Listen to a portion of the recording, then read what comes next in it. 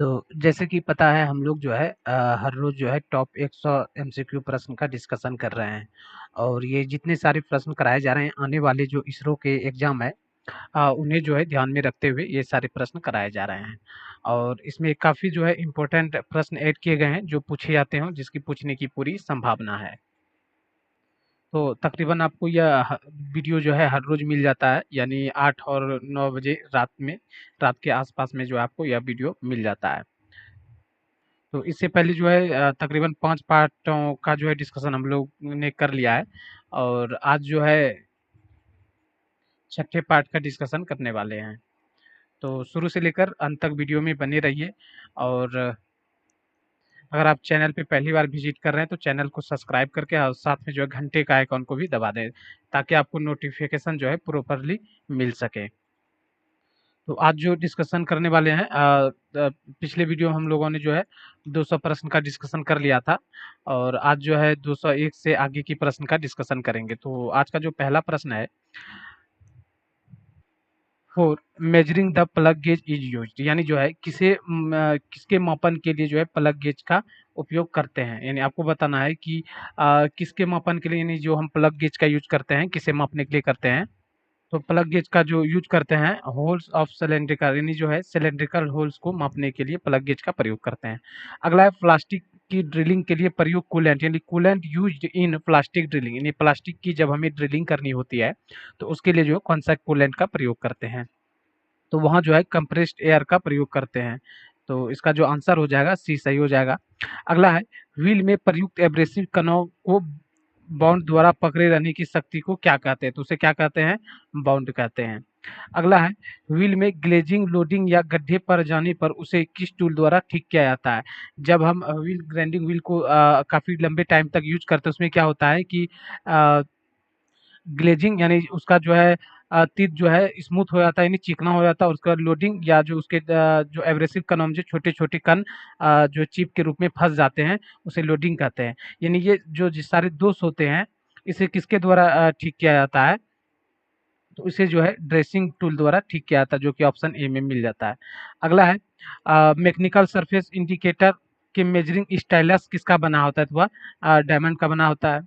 अगला है ट्रोफाइड की कितनी टंगे होती हैं? How many feet of tripod are? इसे जो आप लेग भी कर सकते हैं। तो इसकी जो ट्राइपॉड की जो टंगे होती है वह कुल 3 टंगे होती है। अगला एसडब्ल्यूएल का अर्थ क्या होता है? एसडब्ल्यूएल का जो होता है रूप होता है, पूर्ण रूप होता है यानी अर्थ होता है इसका स्टैंडर्ड वर्किंग लोड, जो कि ऑप्शन ए में मिल जाता है। अगला प्रश्न है किसका प्रयोग लोड उठाने के लिए करते हैं? यानी which is used for carry loads यानी जो भार उठाने के लिए किसका प्रयोग करते हैं? तो वहाँ जो ओवरहेड क्रेन का प्रयोग करते हैं, जो कि ऑप्शन ए में मिल जाता है।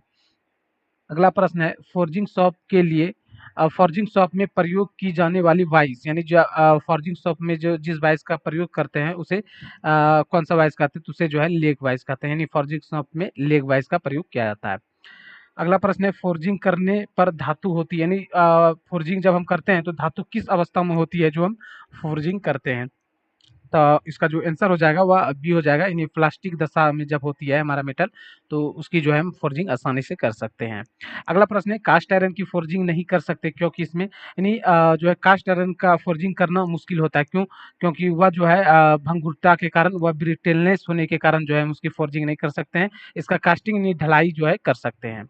अगला है किसी धातु को बार-बार मोड़ने या ट्विस्ट करने पर भी नहीं टूटता। इसका क्या कारण है? तो वह कौन-सा गुण है जिसे धातु को बार-बार मोड़ते हैं या फिर ट्विस्ट करते हैं तो वह नहीं टूटता है? तो यह जो हो जाएगा यानी टफनेस के कारण जो है हमारा धातु जो है बार-बार मोड़ने या ट्विस्ट करने पे नहीं टूटता है। अगला प्रश्न है कौन-सा धातु खुरचन को रोकता है? यानी जब हम कोई मेटल को खुरचते हैं तो खुरचन संबंधी का विरोध करता है, तो वह जो प्रॉपर्टी होता है वह हार्डनेस का होता है यानी हार्डनेस गुण होने के कारण जो है खुरचन संबंधी का विरोध करता है। अगला प्रश्न है रॉट आयरन का गलनांक कितना होता है, यानी what is the melting point of A wrought iron. Wrought iron का जो गलनांक होता है वह 1600 डिग्री सेंटीग्रेड होता है। ये काफी इंपॉर्टेंट है, आप इसे याद रखेंगे। अगला है न्यूट्रल फ्लेम का तापमान कितना होता है, तो न्यूट्रल फ्लेम का जो तापमान होता है 3200 डिग्री सेंटीग्रेड होता है। व्हील के एब्रेसिव कनों का बाउंड की अपेक्षा जल्दी घिसने को क्या कहते हैं, यानी what is the abrasive particles of the wheel that are quick to rub, यानी जो है व्हील के एब्रेसिव कनों का जो बॉन्ड की अपेक्षा यानी बॉन्ड से पहले जो है घिस जाते हैं उसे क्या कहते हैं, तो उसे जो है ग्लेजिंग कहते हैं। जैसे पीछे भी हम लोगों ने डिस्कस कर लिया इसका कि ग्लेजिंग क्या होता है, कि जब जो है एब्रेसिव कण जो है इसे बाहर निकल जाते हैं और फेस जो है स्मूथ हो जाता है, चिकना हो जाता है, तो उसे ग्लेजिंग कहते हैं। ये ग्राइंडिंग व्हील का एक दोष है। चलिए अगला है, समान रूप से कितने दांतों वाले कटर का प्रयोग करते हैं, यानी नॉर्मली जो है जो कटर का प्रयोग करते हैं उसमें कितने तीत होते हैं, तो 30 से 15 होता है। इसका जो ए हो जाएगा सही हो जाएगा। अगला है, कार्बोरेजिंग फ्लेम का तापमान कितना होता है, what is the temperature of a carburising flame. Carburising flame का जो टेम्परेचर होता है वह जो है 3100 डिग्री सेंटीग्रेड होता है। तो ऑप्शन डी जो है सही हो जाएगा।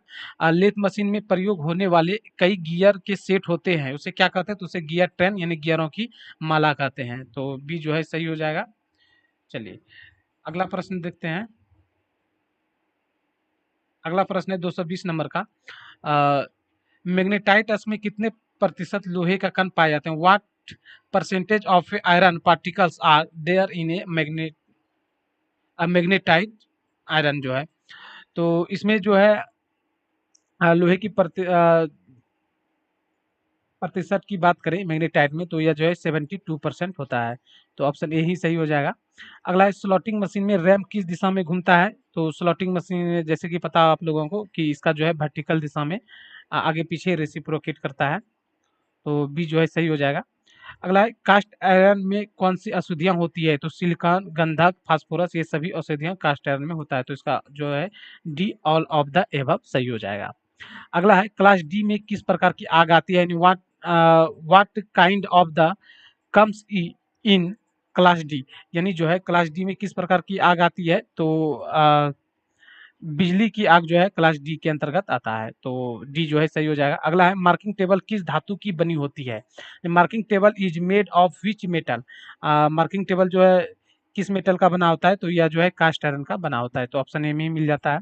रस्सी को मोड़ने को कहते हैं, यानी rope is called to turn, यानी जो रस्सी को मोड़ते हैं उसे क्या कहते हैं, तो उसे बाइट कहा जाता है। रस्सी की मोड़ने की प्रक्रिया को बाइट कहते हैं। चलिए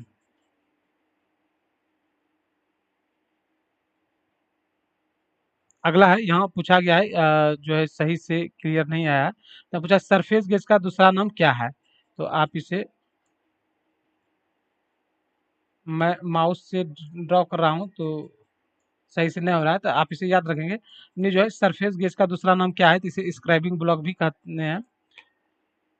तो इसका जो सही आंसर हो जाएगा स्क्राइबिंग ब्लॉक। अगला प्रश्न है, which gear works in the indexing drives, यानी इंडेक्सिंग उपकरण में कौन सा गियर का प्रयोग करते हैं, तो वो वर्म और वर्म व्हील का करते हैं। अगला है, स्क्रेवर के पॉइंट एंगल का कोण कितना होता है, तो 12 से 15 डिग्री होता है। स्क्रू थ्रेड का पिच किस गेज द्वारा मापते हैं, तो इसको स्क्रू पिच गेज के द्वारा मापा जाता है। अगला है, एक ड्रिल का कोण किस गेज द्वारा मापा जाता है, यानी ड्रिल का कोण किस गेज द्वारा मापते हैं, तो उसे जो मापते हैं, तो इसका जो सही आंसर हो जाएगा वह हो जाएगा एंगल गेज, यानी जो है किसी ड्रिल का कोण किस गेज द्वारा मापा जाता है, तो एंगल गेज के द्वारा मापते हैं। अगला है, पावर को जल्दी से ट्रांसमिशन करने के लिए थ्रेड प्रयोग, यानी जो है थ्रेड टू पावर क्विकली, यानी जो है पावर को जल्दी ट्रांसमिशन करने के लिए कौन सा थ्रेड का प्रयोग करते हैं, तो जल्दी से अगर ट्रांसमिशन करना है तो वहां जो है एकमी थ्रेड का प्रयोग करेंगे। अगला है, बियरिंग के अंदर तेल की नालियां काटने वाले चीजल, यानी जो है बियरिंग के अंदर तेल की नालियां काटता है वहाँ कौन सा चीजल का प्रयोग करते हैं, तो वहाँ जो है हाफ राउंड नोज चीजल का प्रयोग करते हैं। तो सी इसका सही हो जाएगा। अगला है, रोप ड्राइव का प्रयोग शक्ति संचालन में करते हैं, तो जहाँ हमें अधिक लंबी दूरी के लिए जो है पावर को ट्रांसमिट करना है, तो इसके लिए जो है हम रोप ड्राइव का प्रयोग करेंगे। तो इसका आंसर जो है बी हो जाएगा, अधिक लंबी दूरी के लिए। अगला है स्टील रूल का अल्पतमांक कितना होता है, यानी steel rule is least count, यानी least count of a steel rule, steel rule का जो लिस्ट काउंट होता है वह जो है 0.5 mm होता है, जो कि ऑप्शन डी में मिल जाता है।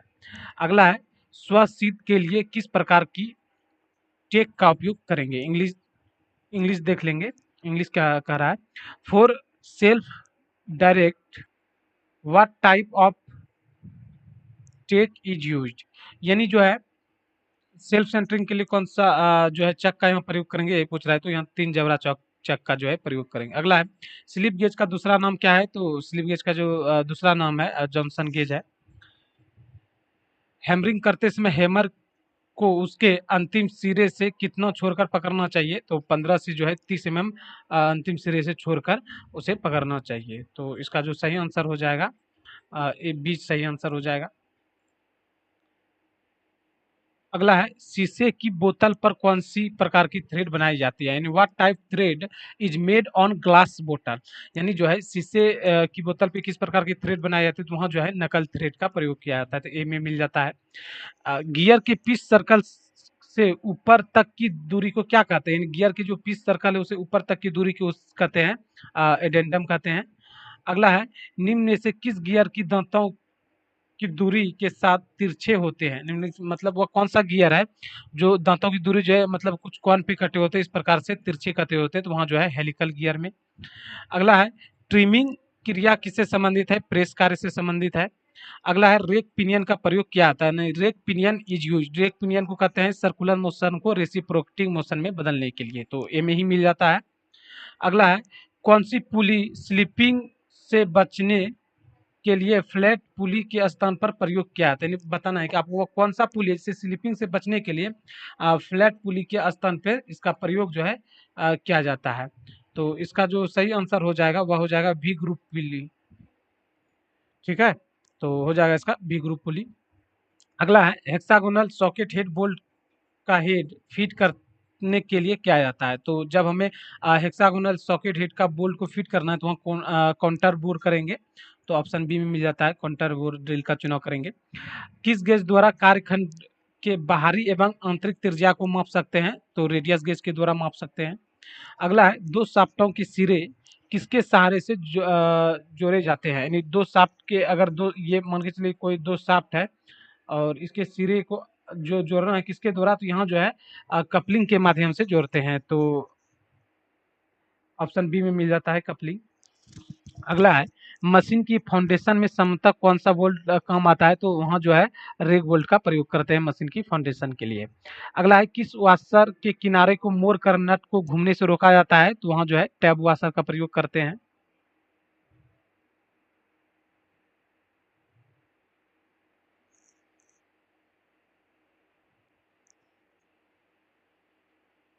अगला है vice job plate is made, यानी जो है वाइस का जो जॉब प्लेट बनी होती है किसकी बनी होती है, तो वह जो है टूल स्टील की बनी होती है, आप इसे याद रखेंगे, टूल स्टील टूल स्टील की बनी होती है। अगला है यदि हाथ द्वारा नेक करने की सतह पर हाथ, तो क्लियरली यहाँ दिख नहीं रहा है, इंग्लिश देख लेते हैं। If hand swivelling on the surface after checking by hand is called, यानी जो कहा है कि यदि हाथ द्वारा हम कोई जो है सतह को चेक करते हैं, चेक करने के बाद जो है वह अगर फिसलता है तो उसे क्या कहेंगे, तो उसे जो है स्मूथनेस कहेंगे, जो कि ऑप्शन डी में मिल जाता है। अगला है जॉब की सतह जिस दिशा में फिनिश होती है उसे क्या कहते हैं, तो उसे ले कहते हैं। अगला है स्टैंडर्ड स्टील रूल किस धातु की बनी जाती है बनाई जाती है, तो स्टैंडर्ड स्टील रूल जो है वह स्टेनलेस स्टील की बनाई जाती है। अगला है सोल्डरिंग आयरन का टिप बना होता है, यानी सोल्डरिंग आयरन का जो टिप बना होता है वह किसका बना होता है, तो वह कॉपर का बना होता है, डी इसका सही हो जाएगा। काउंटर परिवेधन डॉट डॉट के लिए क्या जाता है, यानी काउंटर बोरिंग जो किया जाता है तो किस लिए किया जाता है, तो सॉकेट हेड स्क्रू को स्थान देने के लिए जो है काउंटर बोरिंग का प्रयोग करते हैं। चलिए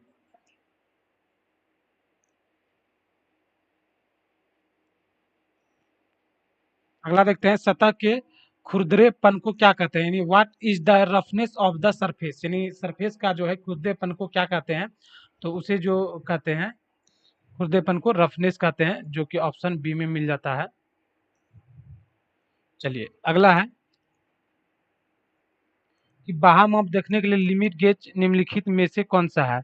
तो यानी जो है बाहरी डाया को माप करना है, सॉरी मापना है, तो इसके लिए जो है कौन सा लिमिट गेज का प्रयोग करेंगे, तो plain ring gauge, taper ring gauge, thread ring gauge, जिसमें रिंग गेज लगा होता है, यानी जो रिंग होता है वो हमें जो वह जो है बाहरी डायमेंशन को चेक करने के लिए ही होता है, तो इसमें का जो आंसर हो जाएगा ऑल ऑफ द अबव। अगला है निम्न निम्न में से किस तापमान पॉइंट पर तेल वाष्पीकृत होता है, यानी जो है आपको बताना है कि तेल जिस तापमान पर वाष्पीकृत होता है उसे क्या कहते हैं, तो उसे जो है फ्लैश पॉइंट कहते हैं, जो कि ऑप्शन सी में मिल जाता है। अगला है बोल्ट की चूड़ी के किस भाग को क्रेस्ट कहते हैं, तो सबसे ऊपरी भाग को जो है क्रेस्ट कहते हैं। अगला है टीपीआई निम्नलिखित में को मापने की इकाई है, यानी टीपीआई जो है क्या मापने की इकाई है, तो यह जो है pitch of nut of thread, यानी नट और थ्रेड का जो है पिच मापने के लिए इसका प्रयोग किया जाता है। अगला है सेल्फ पियर्सिंग स्क्रू, यानी सेल्फ पियर्सिंग स्क्रू का क्या काम होता है, किसके लिए प्रयोग किया जाता है, तो सुराख करते हैं और चूरी भी करते हैं, तो ऑप्शन सी जो है इसका सही हो जाएगा। अगला प्रश्न देखते हैं। अगला प्रश्न है किस स्क्रू को खोलने व कसने के लिए एलन की का प्रयोग किया जाता है, यानी वह कौन सा स्क्रू है जिसे खोलने या कसने के लिए एलन की का प्रयोग करते हैं, तो वहाँ जो है हेक्सागोनल सॉकेट हेड स्क्रू हो जाएगा, जो कि बी में मिल जाता है। चलिए अगला प्रश्न देखते हैं। अगला प्रश्न है जिस धातु की बनी चादर मुलायम एवं भारी होती है, इनका प्रयोग जो है उच्च संक्षारण अम्लों की टैंक बनाने के लिए करते हैं, तो वहाँ जो है लेड शीट का प्रयोग करते हैं।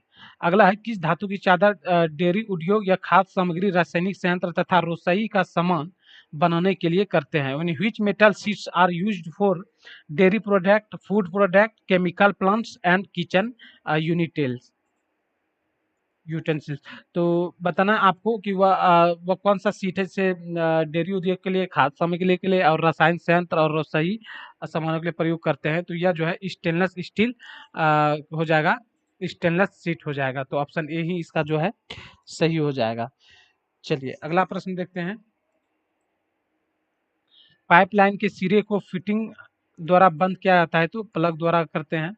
मेटिंग पार्ट्स के आकार में अवकाश अंतर क्या कहलाता है, the different the the difference in the size of the mating parts called is difference, यानी कि मेटिंग पार्ट्स के आकार में अवकाश अंतर क्या कहलाता है, तो इसका ऑप्शन जो मिल जाता है, इसका आंसर जो हो जाएगा डी सही हो जाएगा, इसे अलाउंस कहते हैं। अगला है फिटिंग पार्ट के बीच जानबूझकर रखा जाने वाला अंतर क्या कहलाता है, तो इसे इसे भी जो है अलाउंस कहते हैं, जो जानबूझकर फिटिंग पार्ट के बीच अंतर को रखा जाता है। अगला फेस प्लेट का प्रयोग करते हैं, फेस प्लेट का प्रयोग जो है किस लिए करते हैं, तो अनियमित आकार की जॉब को पकड़ने के लिए वहाँ फेस प्लेट का प्रयोग करते हैं। निम्न में से कौन सा कथन सही है, which of the following statement is correct, क्या गेज को चेक करने के लिए प्रयोग करते हैं, बी मिल जाता है गेज को जो साइज को मापने के लिए प्रयोग करते हैं, गेज की पार्ट का आकार चेक करने के लिए करते हैं, टेम्पलेट का प्रयोग साइज को चेक करने के लिए करते हैं, क्या हो जाएगा, यानी यहाँ जो पूछा गया है इनमें कौन सा कथन सही है, यानी आपको सही कथन बताना है, तो देखिए टेम्पलेट का प्रयोग साइज को चेक करने के लिए करते हैं, बिल्कुल नहीं, इसे जो है मार्किंग करने करते हैं। सी में मिल जाता है गेज का पार्ट का आकार चेक करने के लिए करते हैं, तो ये भी रॉन्ग हो जाएगा। अगला है गेज साइज मापने के लिए प्रयोग करते हैं, तो जी नहीं, ये एक चेकिंग इंस्ट्रूमेंट है, इसे साइज नहीं मापते हैं। अगला ए में मिल जाता है गेज चेक करने के लिए प्रयोग करते हैं, तो यह जो है सही हो जाएगा, गेज का प्रयोग जो है चेक करने के लिए करते हैं। अगला है ढलवे लोहे का गुण होता है, यानी जो ढलवा लोहा का जो गुण होता है, यानी cast iron is the property of, यानी कास्ट आयरन का जो प्रॉपर्टी होता है क्या होता है, वह अत्यंत भंगुर होता है, जो कि ऑप्शन बी में मिल जाता है और सही होगा। अगला है टूल स्टील की बॉडी वर्कपीस की सतह पर रगड़ न खाए, इसके लिए निम्न में से कौन सा कौन रखा जाता है, तो इसके लिए जो रखते हैं हम लोग क्लियरेंस कौन रखते हैं। क्लियरेंस कौन क्या होता है, इंक्लेशन एंगल क्या होता है और रेक कौन क्या होता है, इसके लिए डिटेल से मैंने जो है वीडियो बनाई है। तो आपको वह भी जो है प्लेलिस्ट में मिल जाएगा, वहाँ से जाके आप देख सकते हैं। अगला है ड्रिल का कटिंग एंगल निर्भर करता है, यानी ड्रिल का जो कटिंग एंगल होता है वो किस पे निर्भर करता है, वो तो जॉब की धातु पर निर्भर करता है। अलग अलग मेटल के लिए अलग अलग कटिंग एंगल रखते हैं। निम्नलिखित में से कौन सा आर ए मान सरफेस रफनेस का ग्रेड एन 12 को प्रकट प्रकट करता है। तो इसका जो रफनेस का आर ए का जो मान दिया जाता है, कुल जो है एन वन से लेकर एन 12 तक दिया जाता है। तो यहाँ एन 12 का वैल्यू पूछा गया है, जो कि कितना होता है 50 होता है, ऑप्शन डी में मिल जाता है। अगला है थंब स्क्रू प्राय हाथों के द्वारा खोले या कसे जाते हैं। इनके हेड का आकार होता है, तो हेड का आकार जो होता है कैसे होता है, फ्लैट होता है। अगला है खोखले पैनल बनाते समय मिलेट का प्रयोग करते हैं, तो वहाँ जो है बॉसिंग मिलेट का प्रयोग करते हैं। जब खोखले पैनल बनाना होता है तो वहाँ जो है बॉसिंग मिलेट का प्रयोग करते हैं, तो इसका आंसर सही हो जाएगा। अगला है निम्न में से कौन सा एक जोड़ अस्थायी रूप से है, यानी जो है परमानेंट जोड़ इसमें कौन सा है, तो वेल्ड जोड़ मिल जाता है। अगला है बियरिंग क्लियरेंस चेक किया जाता है, यानी बियरिंग का जो क्लियरेंस चेक किया जाता है तो वह जो है फीलर गेज के द्वारा चेक करते हैं, तो ऑप्शन डी में मिल जाता है, फीलर गेज सही होगा। अगला है मशीनिंग करते समय कटिंग टूल की गति के कारण वर्कपीस पर सतह पर निशान बन जाते हैं, जिन्हें विषमताएं कहते हैं, इसे भी कहते हैं। यानी जब हम मशीनिंग ऑपरेशन करते हैं तो इसमें क्या होता है कि टूल के द्वारा जो है कुछ वर्कपीस के सतह पर निशान बन जाते हैं, उसे क्या कहते हैं, उसे जो है सरफेस टेक्सचर कहते हैं, जो कि ऑप्शन बी में मिल जाता है। अगला है किस नट की रेंज हाइट पर स्लॉट कटे होते हैं, यानी वह कौन सा नट है जिसे हाइट पर जो उसके स्लॉट कटे होते हैं, तो वह जो है आपका केसल नट हो जाएगा। तो केसल नट जो है ऑप्शन सी में मिल जाता है। अगला है बोल्ट एवं स्क्रू में मुख्य अंतर क्या होता है, तो इसका जो आंसर हो जाए ऑप्शन देख लेते हैं। स्क्रू में पूरी लंबाई पर थ्रेड कटे होते हैं, तो जी हाँ, स्क्रू की पूरी लंबाई में थ्रेड कटा होता है। बोल्ट को स्पेनर द्वारा कसा जाता है, तो ये भी सही है कि बोल्ट को स्पेनर द्वारा कसते हैं। अगला देख लें स्क्रू हेड में खांचा कटा होता है, तो ये भी सही है कि स्क्रू के हेड में जो है खांचा कटा होता है, तो उपरोक्त सभी हो जाएगा। अगला है स्टड एक अस्थाई फास्टनर है, अस्थाई फास्टनर है। इसके होते हैं, इसके क्या होते हैं, तो इसके दोनों सिरे पे चूड़ियां कटी होती है, जबकि बीच का भाग प्लेन होता है। तो कुछ इस प्रकार से स्टर होता है, मान के चलिए ये है, और इसके ये साइड में इस प्रकार से चूड़ी कटी होती है, और इसके ये साइड में भी जो है इस प्रकार से, और बीच का भाग जो है प्लेन होता है। अगला है लेथ पर पतली प्लेट को पकड़ने के लिए निम्नलिखित में से किसका प्रयोग करते हैं, तो वहाँ जो है मैग्नेटिक चक का प्रयोग करते हैं। अगला निम्नलिखित में से किस एब्रेसिव का चिन्ह ए होता है, ए लेटर द्वारा दर्शाया जाता है, जिससे एल्यूमिनियम ऑक्साइड को दर्शाते हैं। अगला है ग्राइंडिंग व्हील से संबंधित निम्नलिखित में से किसे ए से जेड तक संबोधित किया जाता है, तो किसे करते हैं, तो ए से जेड तक जो प्रदर्शित किया जाता है वह ग्रेड को किया जाता है। अगला है ग्राइंडिंग व्हील में ग्रेन साइज को नंबरों में प्रकट किया जाता है, कौन सी रेंज का ग्रेन साइज मीडियम होते हैं, यानी मीडियम साइज का बताना है। तो मीडियम के लिए जो आंसर हो जाएगा 30 से 60 हो जाएगा। इसे जो है कोर्स की श्रेणी में रखते हैं, यानी जो है 10 से 24 कोर्स, और 30 से 60 जो हो जाएगा यह हो जाएगा आपका मीडियम हो जाएगा, या मीडियम हो जाएगा। और 80 से 180 जो हो जाएगा यह फाइन के अंतर्गत आ जाता है, इसे फाइन कहेंगे। और 220 से जो 600 होता है इसे वेरी फाइन कहते हैं, इसे जो है वेरी फाइन के अंतर्गत रखा जाता है। अगला है गैस कार्बोजिन के लिए किसका प्रयोग किया जाता है, तो गैस कार्बोजिन के लिए जो है एसिटिलीन का प्रयोग किया जाता है, तो ऑप्शन ए में मिल जाता है एसिटिलीन, जो कि सही होगा। चलिए अगला प्रश्न देखते हैं। अगला है टेल स्टॉक ऑफसेट विधि का प्रयोग करते समय निम्नलिखित में से किस सेंटर का प्रयोग करके जॉब को आश्रय दिया जाता है, तो वहाँ जो है बॉल सेंटर प्रयोग करते हैं। अगला है बिना धातु को हटाए किस विधि द्वारा स्क्रू थ्रेड का उत्पादन किया जाता है, तो रोलिंग विधि से वहाँ हम लोग कर सकते हैं, तो ऑप्शन सी में मिल जाता है। अगला है रिफरेंस गेंज की प्रस्तुतता कितनी होती है, तो वह जो है 0.01 mm 0.001 mm होता है, तो ऑप्शन सी में मिल जाता है, जो कि सही होगा। अगला है, निम्नलिखित में से यूनिवर्सल सरफेस गेज का कौन सा पार्ट डेटम एज के साथ साथ समांतर लाइनें खींचने के लिए सहायक होता है? Which part of the universal surface gauge of the flowing is helpful in pulling parallel lines along with datum edge? यानी जो है डेटम एज के साथ जो समांतर लाइन खींचने के लिए प्रयोग करते हैं तो वह जो है गाइड पिंस होता है, जो कि ऑप्शन सी में मिल जाता है। अगला है, स्पिरिट लेवल का प्रयोग किस उपसाधन को किस पोजीशन में चेक व सेट करने के लिए करते हैं? तो वहाँ जो है हॉरिजेंटल पोजीशन में।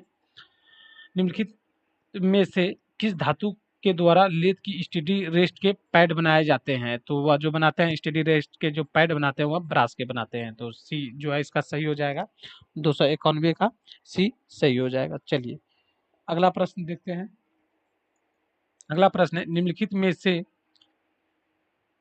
टेप टूटने का मुख्य कारण क्या है? तो टेपिंग होल का छोटा होना। जब टेप ड्रिल साइज से टेपिंग होल छोटा होगा तो वहाँ जो है टेप टूट जाएगा। अगला है, स्टील में कार्बन की मात्रा बढ़ाने से होगा क्या होगा? तो हार्डनेस में वृद्धि हो जाएगा। कई बार इसको जो है क्लियर कर चुके हैं। 294 नंबर का प्रश्न है, निम्नलिखित में से कौन सा स्ट्रक्चर अधिक स्ट्रांग होता है?